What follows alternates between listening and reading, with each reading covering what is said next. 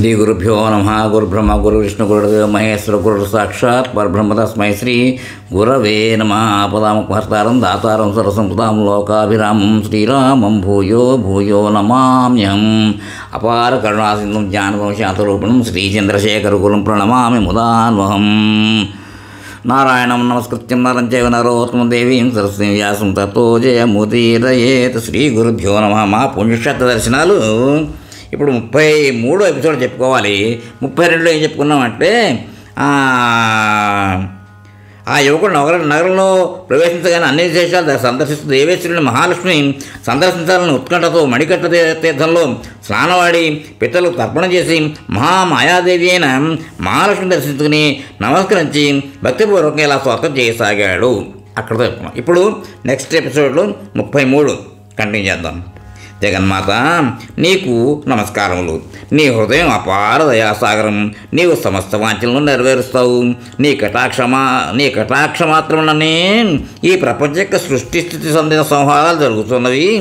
నీ శక్తి యొక్క సహాయం వలన పరమేష్టి జగత్తును సృష్టిస్తున్నాడు, అచ్యుతుడు పోషిస్తున్నాడు, రుద్రుడు చివరకు సంహారం చేస్తూ ఉన్నాడు. అట్టి పరాశక్తి భగవతిని నేను భజిస్తున్నాను. నీవు స్వాభావిక శక్తి వల్లనే మా సమస్త ఇంద్రియాలకు సంబంధించిన విషయాలను తెలుసుకోగలుగుతున్నావు. ఇచ్ఛాశక్తి, జ్ఞానశక్తి, క్రియాశక్తి కూడా నీవే. నీవు పరమ విజ్ఞానరూపిణివి. నీ మహిమలు వర్ణించుట ఎవరి తరము? షట్చక్రాలను ఛేదించుకుని అంతఃకరణంలోని 12 స్థానాల్లో నీవు విహరిస్తూ ఉంటావు. దేవి, నీవు జగద్రక్షణకి అనేక రూపాలు ధరిస్తున్నావు. నీవు భక్తుల మనోరథాలను నెరవేర్చడంలో కల్పతరు వంటి దానివి. నాపై ప్రసన్నతను ప్రసాదింపుము. ఈ విధంగా స్తుతించిన రాజకుమారుని పట్ల ప్రసన్నురాలై లక్ష్మీదేవి నిజ స్వరూపంతో అతనికి దర్శనమిచ్చి ఏదైనా వరం కోరుకోమనగా ఆమెతో, అమ్మా, నా తండ్రి బృహద్రథ మహారాజు గొప్ప యజ్ఞాన్ని చేస్తూ దైవయోగం చేత మధ్యలోనే రోగగ్రస్తులై పరమపదించారు. ఇంతలో ఓ యోపధారు కట్టబడిన యజ్ఞాస్త్రాన్ని ఎవరో దొంగిలించారు.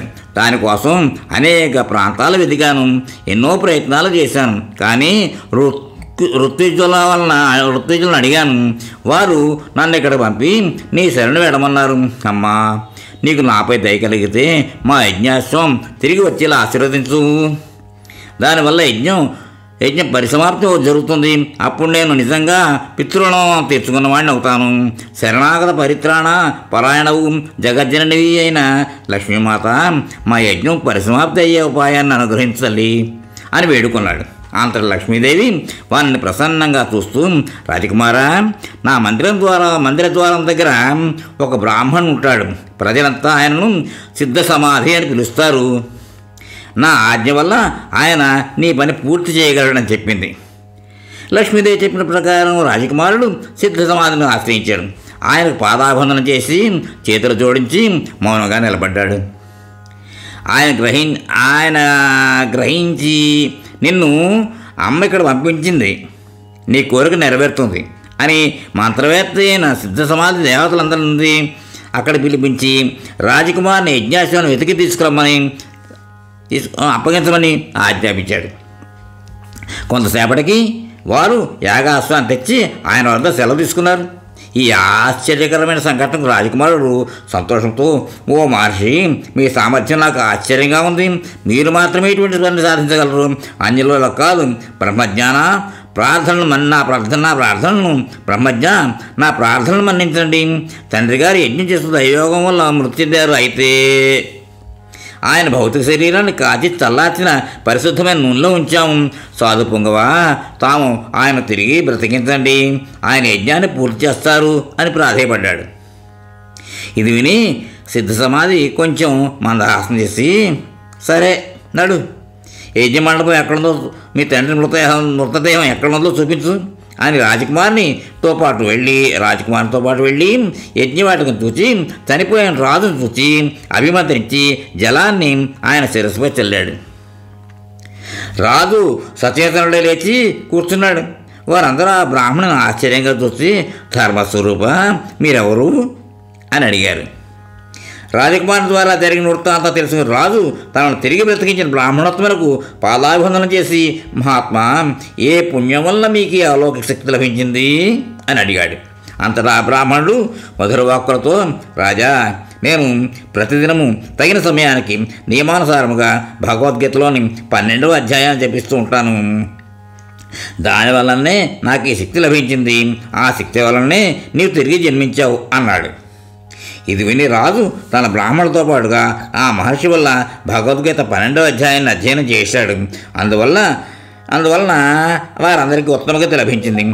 ఆ అధ్యాయాన్ని విన్న అన్ని జీవులు కూడా మోక్షాన్ని పొందగలిగాయి అని పరమశివుడు 12వ అధ్యాయము భక్తి యోగ మహాత్మ్యానికి సంబంధించిన కథను వివరించాడు.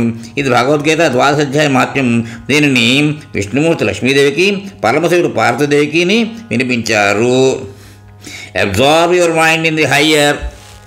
గీత 12వ అధ్యాయ భావం దేశశక్తులు ఉదయించుట, మోక్షరూప పద్ధతి లభించుట, మోక్షరూప సద్గతి లభించడం గీతామగ్రంథం పేజ్ 92లో ఉందన్నమాట. ఇంకొక కథ ఏంటంటే దీంట్లో అంటే కొల్హాపూర్ అమ్మవారి గురించి చెప్పుకుంటే అంత అన్నమాట. ఇది అగస్త్య మహాముని అత్యంచల శివభక్తుడు. ఏటా కాశీ వెళ్ళి విశ్వనాథుని దర్శించుకునేవాడు. అయితే వృద్ధాప్యంలో అగస్త్యుడు సుదూరంలో ఉన్న కాశీనగరాన్ని దర్శించుకోవడం కష్టమనిపించింది. శివుడి గురించి తపస్సు చేశాడు. శివుడు ప్రత్యక్షం వరం కోరుకోమన్నాడు. అగస్త్యుడు తాను వయోభారం చేత ఏటా కాశీలో ఉన్న విశ్వనాథుని దర్శించుకోలేకపోతున్నానని, కాశీకి ప్రత్యామ్నాయంగా తనకు ఒక క్షేత్రాన్ని చూపిస్తే అక్కడే తన శివుని దర్శిస్తానని కోరాడు. కాశీతో సమానమైన ప్రాశస్త్యం నగరం కొల్హాపురం అని, అక్కడ శ్రీ మహాలక్ష్మి అమ్మవారు కొలువై ఉన్న క్షేత్ర సందర్శనం తనను కాశీలో దర్శించుకున్నంత పుణ్యఫలాన్ని ఇస్తుందని చెప్పాట. శివుని ఆనతి మేరకు అగస్త్యుడు కొల్హాపూర్లో మహాలక్ష్మిని, అతిబలేశ్వర స్వామిని దర్శించి పునీతుడయ్యాడని ఇక్కడ స్థల పురాణాల ద్వారా అవగతమవుతోంది. అమ్మవారు వెలసిన తర్వాత ఈ నగరానికి కరవేరపురం అనే పేరు సార్థకమైంది.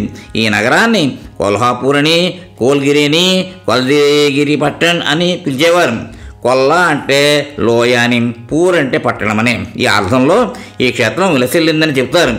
ప్రళయకాలంలో పరమశివుడు తన త్రిశూలంతో కాశీనగరాన్ని ఎత్తి రక్షించగా నీటిలో మునిగిపోయిన ఈ క్షేత్రాన్ని మహాలక్ష్మి వారు తన కరములతో పైకెత్తినందువల్ల ఈ క్షేత్రానికి కరవీర క్షేత్రం అనే పేరు వచ్చిందని చెబుతారు. ఈ క్షేత్రంలో మహాలక్ష్మి అధిష్టాన దేవత కాగా శివుడు నీరుగా, విష్ణువు రాయిగా, మహర్షులు ఇసుకగా, దేవతలు చెట్లుగా, 3.5 కోట్ల తీర్థాలు సూర్యగ్రహణం రోజున ఇక్కడ కొలువై ఉంటారని, అందుకే సూర్యగ్రహణం రోజున ఈ క్షేత్రంలో స్నానాలు చేస్తే పంచమహాపాతకాలు సైతం ప్రక్షాళనమవుతాయంటారు. కొల్హాపూర్ క్షేత్రాన్ని కరవీర నగరమని, ఇక్కడ కొలువైన మహాలక్ష్మి వారిని కరవీర మహాలక్ష్మి అని స్తుతించారని పద్మ, స్కాంద, దేవి భాగవతాలు ప్రస్తావించాయి. మహారాష్ట్రీయులకు కొల్హాపూర్ మహాలక్ష్మి అత్యంత పవిత్ర యాత్రా స్థలం. వీరు అమ్మవారిని అంబాబాయి అని పిలుస్తారు.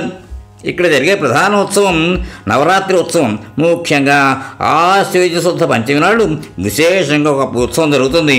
ఆ రోజున అమ్మవారి ఉత్సవమూర్తిని నగరానికి తూర్పు దిశగా 5 కిలోమీటర్ దూరంలో ఉన్న తెంబలాయి అమ్మవారి ఆలయం దగ్గరికి ఊరేగింపుగా తీసుకుని వెళ్తారు.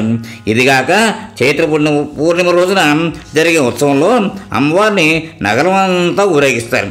గుడి ప్రాంగణంలో ఉన్న అనేక దేవాలయాల్లో విరోబా ఆలయం కూడా చాలా పురాతనమైనది. ఇక్కడ అమ్మవారి నయనాలు పడ్డాయంటారు. ఈ క్షేత్రం పంచగంగా నది ఒడ్డున ఉంది. పరమశివుడికి కాశీ ఎలా అవిముక్త క్షేత్రం, శ్రీ మహావిష్ణువుకి లక్ష్మీదేవికి ఇది అవిముక్త క్షేత్రం. వారి క్షేత్రాన్ని ఎప్పుడూ విడవకుండా ఉంటారు. భృగు మహర్షి చేసిన అవమానాన్ని తట్టుకోలేని మహాలక్ష్మి వైకుంఠాన్ని విడిచి సహ్యాద్రి పర్వత ప్రాంతంలోని కొల్హాపూర్లో వెలిశారని ఒక కథ. శంకరాచార్యుల వారు ఈ క్షేత్రాన్ని దర్శించి ఇక్కడ శ్రీచక్రాన్ని స్థాపించారు. ఇక్కడ విద్యాశంకర భారతి ఒక మఠం నిర్మించారు. దత్తాత్రేయుడు ప్రతిరోజు మధ్యాహ్నం ఇక్కడ భిక్ష చేస్తారని ప్రతీతి. దానికి చిహ్నంగా ఇక్కడ ఆయనకు ఒక ఉపాలయం ఉంది.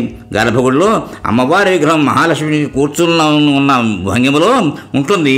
చతుర్భుజి, 4 చేతుల్లో పండు, గద, డాలు, పానపాత్ర ధరించి ఉంటుంది. గర్భగుడి గోడపై శ్రీచక్రం ఉండడం ఇక్కడ ప్రత్యేకం. మొదట ఒక్క మహాలక్ష్మిని ప్రతిష్ఠించారు. తర్వాత కాలంలో మహాకాళి, మహాసరస్వతి ప్రతిష్ఠ జరిగింది. మేము ఈ క్షేత్రంలో ఒక రాత్రి నిద్ర గడపడం నిజంగా మా అదృష్టంగా భావిస్తున్నాం.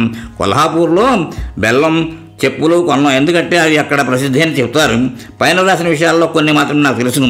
ఇప్పుడు రాస్తూ చదివినప్పుడు మేము నిజంగా అదృష్టవంతులమే. ఎందుకంటే ఈ జన్మలో ఆ తల్లి దర్శన భాగ్యం మాకు కలిగినందుకు చాలా నా ఆరాధ్య దైవాలకు అనంతపడు వందనాలు సమర్పించుకుంటూ వేరు పుణ్యక్షేత్ర దర్శన విశేషాలతో మీ ముందుంటాను.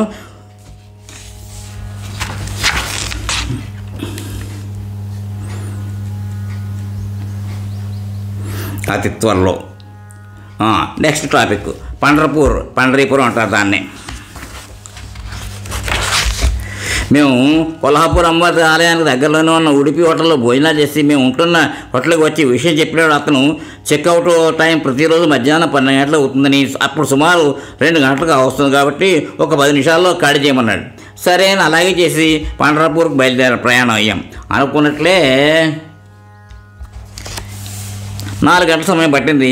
ఇక్కడ కూడా హోటల్ రూమ్లో ఒక అపరిచిత వ్యక్తి సహాయంతో ఏసీ రూమ్ దొరికింది. అలాగే డ్రైవర్ సదుపాయం, ట్యాక్సీ పార్కింగ్ కూడా దొరికింది. మేము ఆ స్నానాల కోసం ఆగకుండా దర్శనానికి వెళ్ళాం. మేము అందరం మొదటిసారి స్వామివారిని దూరంగా దర్శించుకున్నాం. మేము బయటికి రాగానే ఒక అపరిచిత వ్యక్తి, మీరు స్వామివారి పాదాల దర్శనంకి స్వామికి దగ్గరగా వెళ్ళాలంటే నేను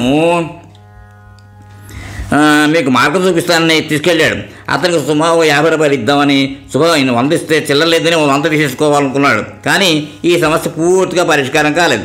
నేను దర్శనం అయ్యాక మేము ఇస్తామని, మేము మొబైల్స్ డిపాజిట్ చేసిన స్థలానికి రమ్మని చెప్తే అతను కోపంగా వెళ్ళిపోయాడు. అంటే మార్గం చూపించిన వ్యక్తికి మేము ఏమి ఇవ్వలేకపోయినా చాలా బాధపడ్డాం. ఎంతమంది వద్ద అడిగినా చిల్లర దొరకలేకపోవడమే అసలు కారణం. కానీ మేము క్యూలో ఎంత దూరం వెళ్తున్నామో తెలియదు. కానీ తిరుమల వెంకటేశ్వర స్వామి దర్శన క్యూలో పెడుతున్నట్టుంది. మా ముందు సుమారు 5 మంది భక్తులు, స్త్రీలు పాండురంగ విఠలుడి మీద భక్తి పాటలు పాడుతూ గమ్యస్థానం చేరే వరకు మా మనసులను స్వామివారి మీద ఉండేట్లు భక్తి పాటలతో చేసిన ఆ పాండురంగడి చేసిన వాళ్ళకి అనంతకోటి వందనాలు మేము సమర్పించుకుంటున్నాం. మేము ఆ స్వామి వారి పాదాలను స్పృశించి ధన్యులం అయ్యాం. ఇది భగవంతుడికి మా మీద ఉన్న కరుణ మాత్రమే చెప్పగలను. ఇక్కడ కూడా రుక్మిణీమాత, సత్యభామ, రాధా మొదలైన దేవతలు దర్శనం చేసుకుని మా హోటల్కి తిరిగి వచ్చి దగ్గరలోనే ఉన్న పరబ్రహ్మ హోటల్లో భోజనం చేసి రాత్రి క్షేత్రంలో నిద్ర చేశాం. మర్నాడు ఉదయం శుభావిస్తూ మళ్ళీ స్వామివారి దర్శనాలు చేసుకుని వచ్చారు. స్వామివారికి వస్త్రాలు సమర్పించి ఆనందంగా తిరిగి వచ్చారు. మార్నింగ్ బ్రేక్ఫాస్ట్ పండరీపూర్లో చేసి హోటల్ ఖాళీ చేసి హైదరాబాద్కు ప్రయాణం అయ్యాం. భోజనాలు మాత్రం జనప్రియ హోటల్ సంగారెడ్డిలో సుమారు 3 గంటలకు తిన్నాం. అక్కడ నుండి మేము ఇంటికి తిరిగి బయలుదేరినప్పుడు మధ్యభాగంలో బాగా మేఘాలు పట్టి కొన్ని చోట్ల వర్షం పడింది. కానీ మేము ఇంటికి వస్తే ఆ ఛాయలు కనపడలేదు. కానీ రాత్రి బోడుపుల వర్షం పడింది. ఆ భగవంతుని కృపతో మా యాత్ర సఫలీకృతమైందని పాఠకులు మనవి చేసుకుంటూ మరొక పుణ్యక్షేత్ర దర్శన విశేషాలతో ముందు అతి త్వరలో ఉంటాను. విశేషం కొల్హాపూర్లోను పండరీపూర్లోను పూర్ణిమ నాడే అంటే 14/6/2022 జయ మంగళవారం నాడు దర్శన భాగ్యాలు కలిగింది. అలాగే కొల్హాపూర్లో పూర్ణిమ సందర్భంగా అక్కడున్న రావి అష్టవృక్షానికి చెట్టుకి దారాలు కట్టుతున్న స్త్రీలను చూసాం. వాళ్ళు ఉపవాస దీక్షలో ఉంటారట. విఠోబా సంబంధించిన పురాణ గాథలన్నీ ఎక్కువగా ఆయన భక్తుడైన పొండరీకుడి చుట్టూ తిరుగుతాయి.